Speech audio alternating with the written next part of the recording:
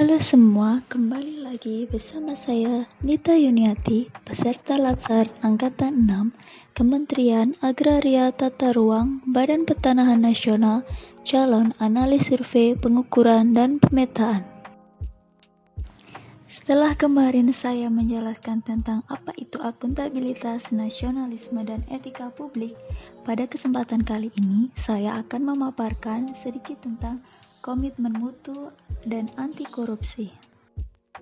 Penyelenggaraan pemerintah yang baik dan bersih sudah menjadi keniscayaan di era reformasi saat ini.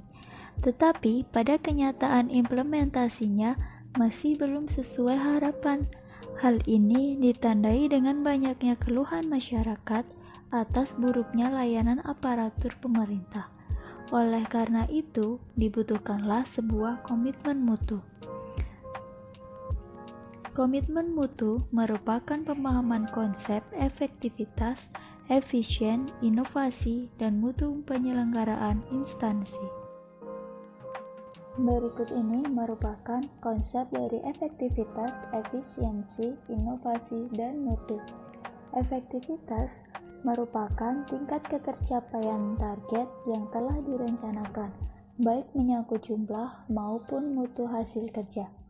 Efisiensi merupakan tingkat ketepatan realisasi penggunaan sumber daya dan bagaimana pekerjaan dilaksanakan, sehingga tidak terjadi pemborosan sumber daya, penyalahgunaan alokasi, penyimpangan prosedur, dan mekanisme yang keluar alur.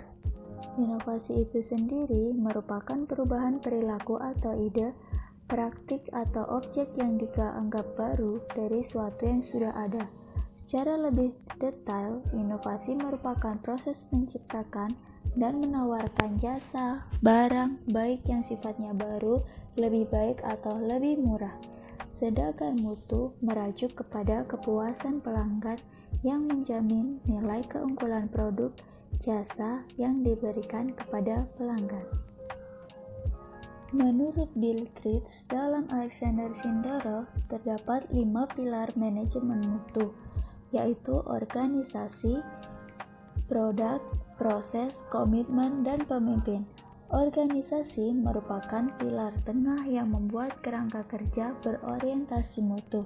Produk yang bermutu sebagai hasil kerja organisasi diperoleh melalui proses yang bermutu pula, dengan didukung komitmen tinggi dari seluruh komponen organisasi.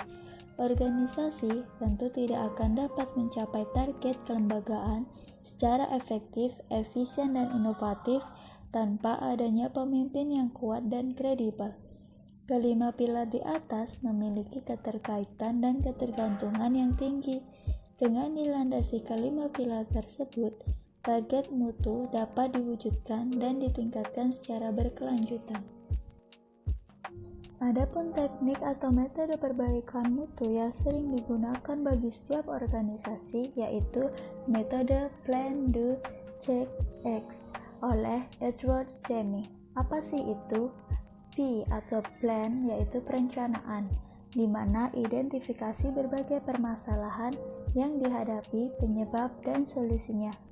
G atau Do atau melaksanakan, yaitu menjalankan rencana yang telah disusun secara konsisten. C. Check atau pemeriksaan.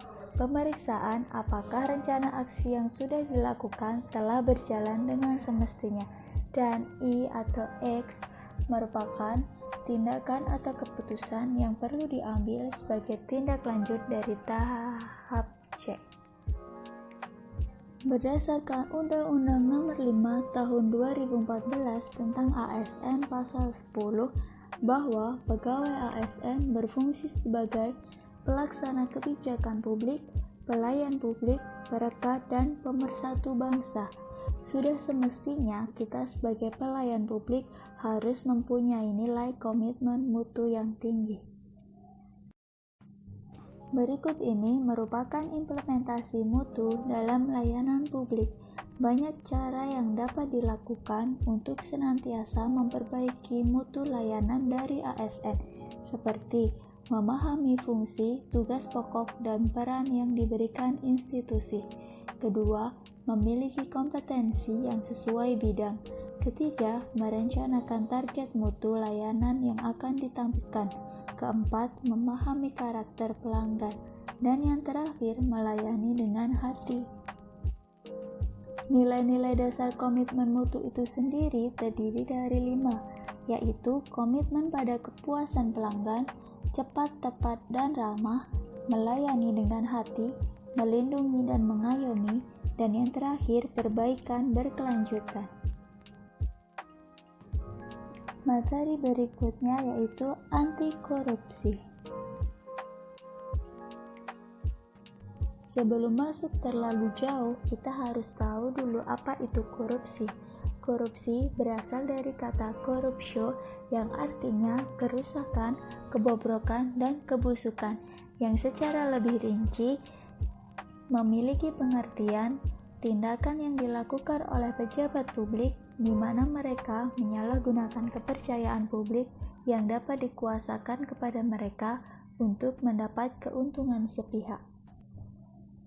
Menurut Undang-Undang Nomor 31 Tahun 1999 yang berhubungan dengan Undang-Undang Nomor 20 Tahun 2001 bahwa tindak pidana korupsi terdapat 7 kelompok.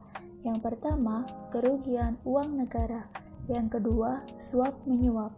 Yang ketiga, pemerasan. Yang keempat, perbuatan curang. Yang kelima, penggelapan dalam jabatan. Yang keenam, benturan kepentingan dalam pengadaan. Dan yang terakhir yaitu gratifikasi. Berikut adalah penyebab-penyebab korupsi. Menurut teori, faktor-faktor penyebab korupsi meliputi greed atau keserakahan, opportunities atau kesempatan, needs atau kebutuhan, dan exposure atau pengungkapan. Pendapat lain, penyebab korupsi dikarenakan terpaksa by needs atau memaksa by greed atau dipaksa by system.